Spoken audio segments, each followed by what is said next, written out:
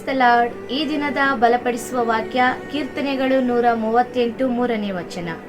ನಾನು ಮೊರೆಯಿಟ್ಟಾಗ ಸದುತ್ತರವನ್ನು ದಯಪಾಲಿಸಿದಿ, ನನ್ನ ಆತ್ಮಕ್ಕೆ ಬಲ ಕೊಟ್ಟು ನನ್ನನ್ನು ಧೈರ್ಯಪಡಿಸಿದ್ದಿ. ಆಮೇನ್. ಪ್ರಿಯ ದೇವರ ಮಕ್ಕಳೇ, ದಾವಿದನ ಕುರಿತು ನಮ್ಮೆಲ್ಲರಿಗೂ ಚೆನ್ನಾಗಿ ಗೊತ್ತು. ಹಲ್ಲೆಲೂಯಾ. ದಾವಿದನು ಒಬ್ಬ ಸಾಮಾನ್ಯ ಕುರುಬನಾಗಿದ್ದನು.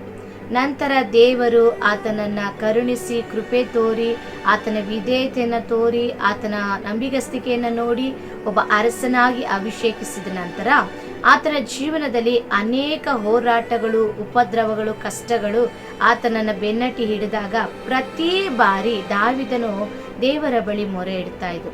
ಪ್ರತಿ ಪರಿಸ್ಥಿತಿಯಲ್ಲಿ ಆತನ ಬಳಿ ಹೋಗಿ ಪ್ರಾರ್ಥನೆ ಮಾಡ್ತಾ ಇದ್ರು. ಹಲ್ಲೆಲೂಯಾ. ಆಗ ಒಂದು ಬಾರಿ ಈ ರೀತಿಯಾಗಿ ದಾವಿದನು ವಾಕ್ಯ ಬರೆಯುತ್ತಾರೆ, ನಾನು ಮೊರೆ ಇಟ್ಟಾಗ ಸದುತ್ತರವನ್ನು ದಯಪಾಲಿಸಿದಿ ಎಂಬುದಾಗಿ. ಹಲ್ಲೆಲೂಯಾ. ಆಗ ಕಷ್ಟಗಳು, ವೇದನೆಗಳು, ಕಣ್ಣೀರುಗಳು ನಮ್ಮ ಜೀವನದಲ್ಲಿ ಪ್ರತಿ ಬಾರಿ ಬರುತ್ತಲೇ ಇರುತ್ತೆ. ಯಾರು ಕೂಡ ನನಗೆ ಕಷ್ಟ ಇಲ್ಲ, ನನಗೆ ವೇದನೆ ಇಲ್ಲ, ನನಗೆ ಕಣ್ಣೀರಿಲ್ಲ ಅಂತ ಹೇಳಕ್ಕೆ ಸಾಧ್ಯನೇ ಇಲ್ಲ. ಹಲ್ಲೆಲೂಯಾ. ಮನುಷ್ಯರಾಗಿರುವ ನಮ್ಮೆಲ್ಲರಿಗೂ ಕೂಡ ಕಷ್ಟಗಳು, ವೇದನೆಗಳು, ಸೋಲುಗಳು, ಯಾವುದೋ ಒಂದು ರೀತಿಯ ಶೋಧನೆಗಳು ಇದ್ದೇ ಇರುತ್ತವೆ. ಹಲ್ಲೆಲೂಯಾ. ಆದರೆ ನಾವು ಏನು ಮಾಡಬೇಕು? ದಾವೀದನಂತೆ ದೇವರ ಬಳಿ ಮೊರೆ ಇಡುವವರಾಗಿ ನಾವು ಮಾರ್ಪಡಬೇಕು. ಹಲ್ಲೆಲೂಯಾ. ಮೊರೆ ಅಂತ ಹೇಳುವಾಗ ಅದೊಂದು ಪ್ರಾರ್ಥನೆ, ಅದೊಂದು ಬೇಡಿಕೆ, ಅದೊಂದು ವಿಜ್ಞಾಪನೆಯಾಗಿದೆ. ದಾವೀದನು ತನ್ನ ಎಲ್ಲ ಕಷ್ಟಗಳನ್ನು ದೇವರ ಬಳಿ ಹೋಗಿ ಹೇಳಿಕೊಳ್ತಾ ಇದ್ರು, ಆತನ ಬಳಿ ಮೊರೆ ಇಡ್ತಾ ಇದ್ರು. ಹಾಗೆ ಮೊರೆ ಇಡುವಾಗ ದೇವರು ತನಗೆ ಸದುತ್ತರವನ್ನು ಕೊಟ್ಟರು ಎಂಬುದಾಗಿ ಈ ವಾಕ್ಯದಲ್ಲಿ ಬರೆಯಲಾಗಿದೆ. ಆಮೇಲೆ ಈ ದಿನ ಇದನ್ನು ನೋಡುತ್ತಿರುವ ನಿಮ್ಮಲ್ಲಿ ಕೂಡ ಅನೇಕ ರೀತಿಯ ಕಷ್ಟಗಳಲ್ಲಿ ನೀವು ಇರಬಹುದು. ಹಲ್ಲೆಲೂಯಾ. ನಾನು ಹೇಗೆ ಇದರಿಂದ ಹೊರಗೆ ಬರೋದು? ಈ ಪರಿಸ್ಥಿತಿ ಹೇಗೆ ಬದಲಾಗುತ್ತೆ? ಕೆಲವರು ಮಾತು ನಿಮ್ಮನ್ನು ನೋಯಿಸ್ತಾ ಇರ್ಬೋದು, ಕೆಲವು ವಿಷಯಗಳು ನಿಮ್ಮನ್ನು ಚಿಂತೆಯಲ್ಲಿ ಮುಳುಗಿಸಿರ್ಬೋದು, ಕಣ್ಣೀರಿನಲ್ಲಿ ಮುಳುಗಿಸಿ ಇರಬಹುದು. ಪ್ರಿಯ ದೇವರ ಮಕ್ಕಳೇ, ದಾವಿದನಿಗೆ ಸದುತ್ತರವನ್ನು ಕೊಟ್ಟ ದೇವರು ಈ ದಿನ ನಿಮಗೂ ಸದುತ್ತರವನ್ನು ಕೊಡಲು ಆತನು ಸಜೀವವಾಗಿ ನಮ್ಮ ಮಧ್ಯದಲ್ಲಿ ಆತ್ಮಸ್ವರೂಪನಾಗಿದ್ದಾರೆ. ಹಲ್ಲೆಲೂಯಾ. ನೀವು ಈಗಲೇ ಎದ್ದು ದೇವರ ಬಳಿ ಪ್ರಾರ್ಥನೆ ಮಾಡಿರಿ. ನಿಮ್ಮ ಕಷ್ಟ ಏನೇ ಆಗಿರಲಿ, ನಿಮಗಿರುವ ಚಿಂತೆ ಯಾವುದೇ ಆಗಿರಲಿ, ನಿಮಗಿರುವ ಭಾರ, ಹೋರಾಟ, ಅಗತ್ಯಗಳು ಏನೇ ಆಗಿರಲಿ, ನೀವು ಚಿಂತೆಯನ್ನು ದೂರ ಮಾಡಿ ಎಲ್ಲವನ್ನ ತೊರೆದು ಒಂದು ಕ್ಷಣ ದೇವರ ಸನ್ನಿಧಾನದಲ್ಲಿ ಕುಳಿತು ಪ್ರಾರ್ಥನೆ ಮಾಡಿ. ದೇವರೇ, ನನ್ನ ಕಷ್ಟ ಈ ರೀತಿಯಾಗಿದೆಪ್ಪ, ನನ್ನ ಪರಿಸ್ಥಿತಿ ಈ ರೀತಿಯಾಗಿದೆ, ನನಗೆ ಈ ರೀತಿಯ ಒಂದು ಅಗತ್ಯತೆ ಇದೆ, ಈ ರೀತಿ ನನಗೆ ಬೇಕಾಗಿದೆ ಎಂಬುದಾಗಿ ನೀವು ನಂಬಿಕೆಯಿಂದ ಪ್ರಾರ್ಥನೆ ಮಾಡ್ರಿ, ಮೊರೆ ಇಡ್ರಿ. ದಾವೀದನ ಮೊರೆಗೆ ಸದುತ್ತರವನ್ನು ಅನುಗ್ರಹಿಸಿದ ದೇವರು ಖಂಡಿತವಾಗಿಯೂ ನಿಮ್ಮ ಮೊರೆಗೂ ಸದುತ್ತರವನ್ನು ಕೊಡಲು ಸಿದ್ಧರಾಗಿದ್ದಾರೆ. ಹಲ್ಲೆಲೂಯಾ. ಆ ರೀತಿ ನಿಮ್ಮ ಎಲ್ಲ ಭಾರವನ್ನು ನೀವು ದೇವರ ಸಮ್ಮುಖದಲ್ಲಿ ಇಳಿಸೋದೇ ಆದರೆ ಅದರ ನಂತರ ವಾಕ್ಯ ನೋಡಿ, ನನ್ನ ಆತ್ಮಕ್ಕೆ ಬಲ ಕೊಟ್ಟು ನನ್ನನ್ನು ಧೈರ್ಯಪಡಿಸಿದ್ದಿ. ಹಲ್ಲೆಲೂಯಾ. ಆತನು ತನ್ನಲ್ಲಿರುವ ಎಲ್ಲ ಕಷ್ಟಗಳನ್ನು, ಎಲ್ಲ ಪರಿಸ್ಥಿತಿಗಳನ್ನು, ಸಮಸ್ಯೆಗಳನ್ನು ಮೊರೆಯಿಟ್ಟು ಹೇಳಿದ ನಂತರ, ಸದುತ್ತರವನ್ನು ಪಡೆದುಕೊಂಡ ನಂತರ ಆತನ ಆತ್ಮದಲ್ಲಿ ಏನಾಗಿದೆ? ಒಂದು ಬಲ ಬಂದಿದೆ. ಹಲ್ಲೆಲೂಯಾ. ಆತ್ಮದಲ್ಲಿ ಬಲ ಬಂದದ್ದು ಮಾತ್ರವಲ್ಲ, ಆತನಿಗೆ ಒಂದು ಧೈರ್ಯ ಉಂಟಾಗಿದೆ. ಹಲ್ಲೆಲೂಯಾ.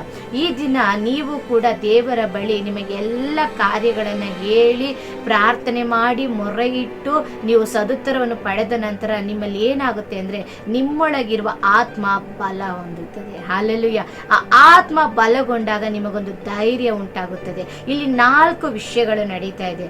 ಒಂದನೇದಾಗಿ, ನೀವು ದೇವರನ್ನು ಪ್ರಾರ್ಥಿಸಿದಾಗ ದೇವರು ನಿಮಗೆ ಸದುತ್ತರವನ್ನು ಕೊಡ್ತಾರೆ. ಆ ಸದುತ್ತರವನ್ನು ಪಡೆದುಕೊಂಡಾಗ ನಿಮ್ಮ ಆತ್ಮದಲ್ಲಿ ಒಂದು ಬಲ ಬರುತ್ತದೆ. ಹಲ್ಲೆಲೂಯಾ. ಮತ್ತು ನಿಮಗೆ ಒಂದು ಧೈರ್ಯ ಉಂಟಾಗುತ್ತದೆ. ಆಗ ಆತ್ಮನು ಬಲವಾಗಿರುವಾಗ ನಮಗೆ ಧೈರ್ಯ ಉಂಟಾಗುತ್ತೆ. ಈ ಪರಿಸ್ಥಿತಿನ ನಾನು ಜಯಿಸಿಬಿಡ್ತೀನಿ, ಈ ಹೋರಾಟನ ನಾನು ಜಯಿಸಿಬಿಡ್ತೀನಿ, ಇದನ್ನ ನಾನು ದಾಟಿ ಬಿಡ್ತೀನಿ. ಹಲ್ಲೆಲೂಯಾ. ಯಾವಾಗ ನಿನಗೆ ಆ ಧೈರ್ಯ ಬರುತ್ತೆ ಅಂದರೆ ನಿನ್ನ ಆತ್ಮ ಬಲವಾಗಿರುವಾಗ. ನಿನ್ನ ಆತ್ಮ ಬಲ ಬರಬೇಕಂದ್ರೆ ನಿನ್ನ ಪ್ರಾರ್ಥನೆಗೆ ಸದುತ್ತರಗಳು ಬರಬೇಕು. ಆ ಪ್ರಾರ್ಥನೆಗೆ ಸದುತ್ತರ ಬರಬೇಕು ಅನ್ನೋದಾದ್ರೆ ನೀನು ಪ್ರಾರ್ಥನೆ ಸತತವಾಗಿ ಮಾಡಬೇಕು. ಹಲ್ಲೆಲೂಯಾ.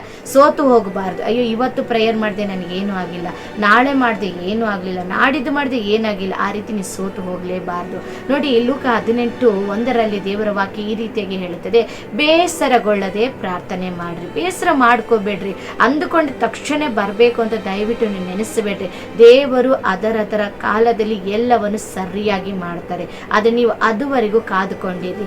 ಆ ರೀತಿಯಾಗಿ ಮೊರೆ ಇಡ್ತಾ ಇರಿ. ದೇವರೇ, ನೀನು ನನಗೆ ಸದುತ್ತರವನ್ನು ಅನುಗ್ರಹಿಸ್ತೀಯಪ್ಪ, ನನ್ನ ಆತ್ಮವನ್ನು ಬಲಪಡಿಸ್ತೀರಾ ಕರ್ತನೆ, ನನಗೆ ಧೈರ್ಯವನ್ನು ಕೊಡ್ತೀರಿ ಎಂಬುದಾಗಿ ಸೋತು ಹೋಗಿ ಕಷ್ಟಗಳನ್ನು ನೋಡಿ ಮೂಲೆಯಲ್ಲಿ ಕುಳಿತುಕೊಳ್ಳೋದನ್ನು ಬಿಟ್ಟು, ಸುಮ್ಮನೆ ಅಳ್ತಾ ಮಲಗೋದನ್ನು ಬಿಟ್ಟು, ಊಟ ಬಿಡೋದನ್ನು ಬಿಟ್ಟು, ನಿಮ್ಮ ಶರೀರವನ್ನು ನೋಯಿಸೋದನ್ನು ಬಿಟ್ಟು, ಇದನ್ನು ಫಸ್ಟು ನೀವು ತೊರೆದು ಬಿಟ್ಟು ಕುಳಿತು ಪ್ರಾರ್ಥನೆ ಮಾಡಿ ಮೊರೆ ಇಡ್ತಾನೆ ಇರಿ.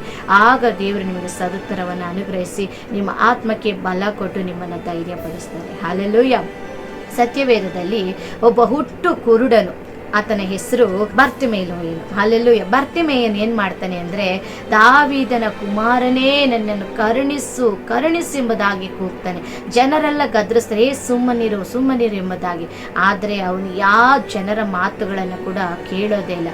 ಅವನಿಗೆ ಒಂದೇ ಗೊತ್ತು, ಏಸು ಈ ಹಾದಿಲಿ ಹೋಗೋ ಮುಂಚೆನೆ, ಈ ದಾರಿನ ಬಿಟ್ಟು ಹೋಗೋ ಮುಂಚೆನೆ ನನಗೆ ಬೇಕಾದ ಒಂದು ಅದ್ಭುತ ನಾನು ಪಡೆದುಕೊಳ್ಳಬೇಕೆಂಬುದಾಗಿ. ಅದಕ್ಕೆ ಸತತವಾಗಿ ಆತನು ಇನ್ನೂ ಶಬ್ದವಾಗಿ ಕೂಗ್ತಾನೆ, ದಾವೀದನ ಕುಮಾರನೇ ನನ್ನನ್ನು ಕರುಣಿಸು ಎಂಬುದಾಗಿ.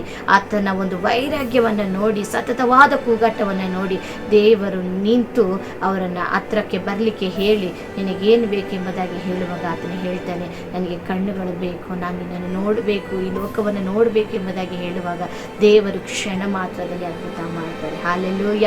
ಜನರು ಆತನನ್ನು ಗದರಿದಾಗ ಆತನು ಸುಮ್ಮನೆ ಆಗಿದ್ದ ಅಂತ ಆ ದಿನ ಅಂದ್ಕೊಳ್ಳೋದೇ ಆದರೆ, ಈ ದಿನ ಅವನ ಹೆಸರು ಸತ್ಯವೇದದಲ್ಲಿ ಉಲ್ಲೇಖಿಸ್ತಾ ಇರಲಿಲ್ಲ, ಅವನ ಹೆಸರೇ ಇರ್ತಾ ಇರಲಿಲ್ಲ. ಹಲ್ಲೆಲೂಯ. ಅವರು ಜನರನ್ನು ನೋಡಲಿಲ್ಲ, ಆದರೆ ಅದ್ಭುತ ಮಾಡುವಂತೆ ಯೇಸುವನ್ನು ಮಾತ್ರ ನೋಡಿದ. ಈ ದಿನ ಇದನ್ನು ನೋಡ್ತಿರೋ ಪ್ರಿಯ ದೇವರ ಮಕ್ಕಳೇ, ನಾವು ಕೂಡ ಈ ಅಕ್ಕಪಕ್ಕದ ಜನರುಗಳನ್ನು, ಅಕ್ಕಪಕ್ಕದಲ್ಲಿರುವ ನಮ್ಮ ಕಾರ್ಯಗಳನ್ನು, ಇಲ್ಲ ಪರಿಸ್ಥಿತಿಗಳನ್ನು, ಹೋರಾಟಗಳ ಯಾವುದೂ ನೋಡಬೇಡಿ. ಅದ್ಭುತ ಮಾಡುವಂತೆ ಯೇಸುವನ್ನು ಮಾತ್ರ ನೋಡ್ರಿ, ಅವರ ಮೇಲೆ ಮಾತ್ರ ದೃಷ್ಟಿ ಇಡ್ರಿ. ಇನ್ನೂ ಹೆಚ್ಚಾಗಿ ಕೂಗಿಕೊಡ್ರಿ, ಇನ್ನೂ ಹೆಚ್ಚಾಗಿ ಮೊರೆ ಇಡ್ರಿ, ಇನ್ನೂ ಹೆಚ್ಚಾಗಿ ಆತನಿಗೆ ಹತ್ತಿರವಾಗಿ ನೀವು ಹೋಗ್ರಿ. ಆ ರೀತಿಯಾಗಿ ಆತನಿಗೆ ಹತ್ತಿರ ಹೋಗುವಾಗ ಖಂಡಿತವಾಗಿ ನಿಮ್ಮ ಮೊರೆಯನ್ನು ಕೇಳಿ ನಿಮಗೆ ಸದುತ್ತರವನ್ನು ಅನುಗ್ರಹಿಸಿ ನಿಮ್ಮ ಆತ್ಮಕ್ಕೆ ಬಲವನ್ನು ಕೊಟ್ಟು ನಿಮಗೊಂದು ಧೈರ್ಯ ಕೊಡ್ತಾರೆ. ಹಲ್ಲೆಲೂಯಾ. ಯಾವಾಗ ಪ್ರಾರ್ಥನೆ ಹೆಚ್ಚಾಗಿ ನಿಮಗೆ ಸದುತ್ತರಗಳು ಬರ್ತಾ ಇರ್ತವೋ ಆಗ ನಿಮ್ಮ ಆತ್ಮ ಬಲಗೊಳ್ತಾ ಇರ್ತದೆ. ಇನ್ನು ಸ್ವಲ್ಪ ಹೊತ್ತು ಪ್ರಾರ್ಥನೆ ಮಾಡೋಣ, ಇನ್ನು ಸ್ವಲ್ಪ ಹೊತ್ತು ವಾಕ್ಯ ಓದೋಣ, ಅಲ್ಲಿ ಪ್ರಾರ್ಥನೆಗೆ ಹೋಗೋಣ, ಇಲ್ಲಿ ಪ್ರಾರ್ಥನೆಗೆ ಹೋಗೋಣ, ಆ ಸೇವೆಗೆ ಹೋಗೋಣ, ಈ ಸೇವೆಗೆ ಹೋಗೋಣ. ಹಲ್ಲೆಲೂಯಾ. ಆಗ ನಿಮ್ಗೇನಾಗುತ್ತೆ, ಇನ್ನೂ ಧೈರ್ಯ ಬರುತ್ತೆ. ಈ ಪರಿಸ್ಥಿತಿನ ಬಿಡು, ಸರಿ ಹೋಗುತ್ತೆ, ಈ ಕಾರ್ಯನ ಸರಿ ಹೋಗುತ್ತೆ, ಅದು ಇದು ಏನು ಕೂಡ ಚಿಂತೆನೆ ಬರೋದಿಲ್ಲ. ಯಾಕಂದರೆ ನಾವು ಯಾವಾಗ ಮೊರೆ ಇಡುವವರಾಗಿರ್ತೀವೋ ಆಗ ಸದುತ್ತರಗಳನ್ನು ಹೊಂದಿಕೊಳ್ತಲೇ ಇರ್ತೇವೆ. ಆ ಸದುತ್ತರ ಬರ್ತಾ ಆತ್ಮ ಬಲಗೊಳ್ತಾ ಇರುತ್ತೆ. ಆತ್ಮ ಬಲವಾಗಿದ್ದಾಗ ನಮಗೊಂದು ಧೈರ್ಯ ಉಂಟಾದ, ನನ್ನ ದೇವರು ನನ್ನ ಜೊತೆ ಇದ್ದಾರೆ. ಹಲ್ಲೆಲೂಯಾ.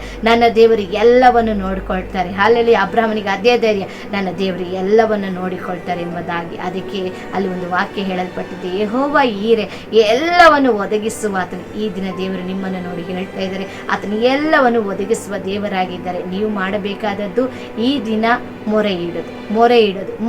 ಅದು ಏನೇ ಆಗಿರಲಿ, ಯಾವ ಮನುಷ್ಯರ ಹತ್ರ ಶೇರ್ ಮಾಡಬೇಡಿ. ನೀವು ಕುಳಿತು ಪ್ರಾರ್ಥನೆಗೆ ಹೋಗಿ, ಅಲ್ಲಿ ಕುಳಿತು ದೇವರ ಬಳಿ ಹೇಳಿ, ದೇವರೇ ನನ್ನ ಪರಿಸ್ಥಿತಿ ಇದಪ್ಪ, ನನ್ನ ಕಾರ್ಯ ಇದಪ್ಪ. ಆ ರೀತಿ ನಾನು ಹೇಳ್ತಾ ಇರುವಾಗಲೇ ನನ್ನ ಜೀವನದಲ್ಲಿ ಒಂದು ಅದ್ಭುತ ನಡೆಯುತ್ತದೆ. ಹಲ್ಲೆಲೂಯಾ. ಖಂಡಿತವಾಗಿ ಈ ಕೀರ್ತನೆ 138 3ನೇ ವಾಕ್ಯದ ಪ್ರಕಾರ ನೀವೆಲ್ಲರೂ ಕೂಡ ಮೊರೆ ಇಡುವವರಾಗಿರ್ರಿ, ಸದುತ್ತರವನ್ನು ಹೊಂದಿಕೊಳ್ಳುವವರಾಗಿರ್ರಿ.